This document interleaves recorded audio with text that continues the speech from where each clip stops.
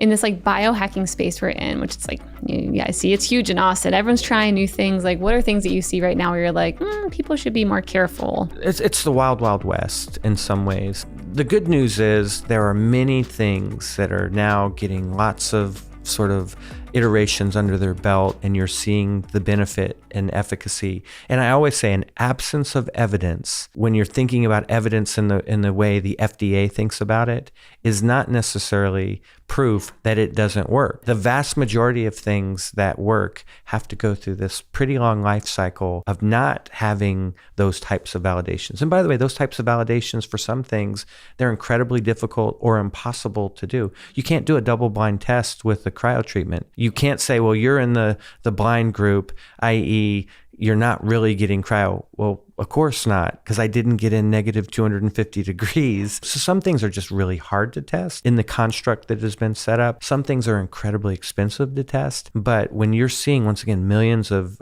iterations, you do know what works. So then you got to go out and find ways to prove it. And we will do that. We have a team that's looking at a variety of ways that we can create our own proof points and our own studies, and then work with academia, work with other organizations to do that. Stem cells. I think stem cells have massive potential. Are they good for everybody? Are they affordable for many people? Is the cost benefit equation there? No. To go get a full body stem cell treatment, there's a place that it would cost me $60,000. Is there enough proof and validation out there? I don't know. But what I do know is there's massive potential there. We're seeing really great things. We don't do stem cells, but it's one of the things I personally look at. It's going to get there.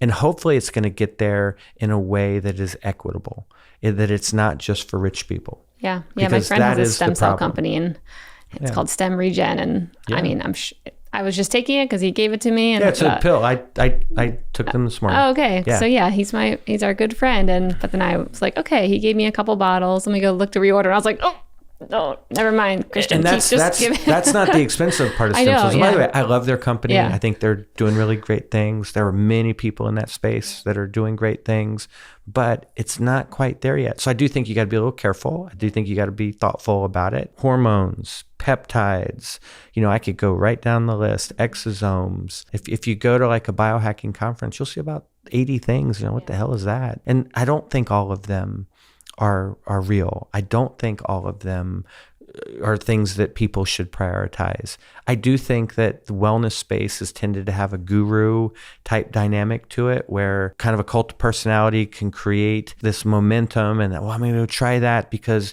he said that 3 people completely transformed. Yeah. Well, it's like MLM companies I see where I'm like, wow, you guys really blew up. It's a little culty, but okay. That's right. So at Restore, we have a construct. Number one, it has to make you feel better right away. Number two, it has to be proven by some type of scientific or medical studies. Number three, it has to be something we can democratize. So if we can't disrupt it and make it a more affordable and accessible to people, it's probably not something that we want to sink our teeth in.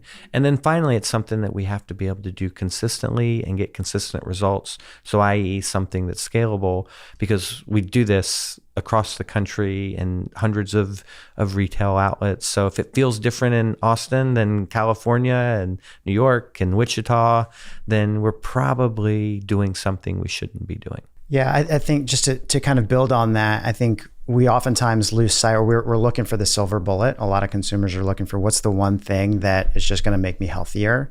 And the reality is our bodies are super complex. It's going to take a couple of different things. I think at Restore, we were self-aware enough to say it's about lifestyle modifications that you're going to do outside of Restore, and then we can help you with the modalities that we offer inside the Restore. So we created this framework for hyper wellness. It has 9 elements. It's things like cold and heat and nourishment and hydration.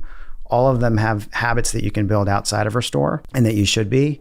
And then they've got modalities. We've got modalities in our studios that will help with those things. So you can wake up every morning and take a cold shower like I do, and that just helps set my body at a stress level that is good for me, because then I can go into the day and have plenty of work and plenty of conversations and feel less stressed. You can also go into Restore, you can do cryotherapy, and it's going to have, even better effects.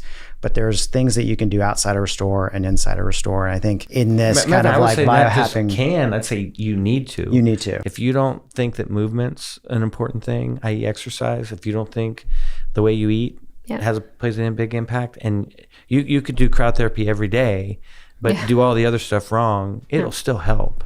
But man, it really helps when you get all the pieces together. I think it's a lot of it has to do with just kind of finding the right pairings and lifestyle modifications that are actually working for you. Between the supplements I take, the things I do at Restore, the lifestyle modifications that I've done, I actually don't know what is the thing that's working because it's probably a mix of all the things that I'm doing.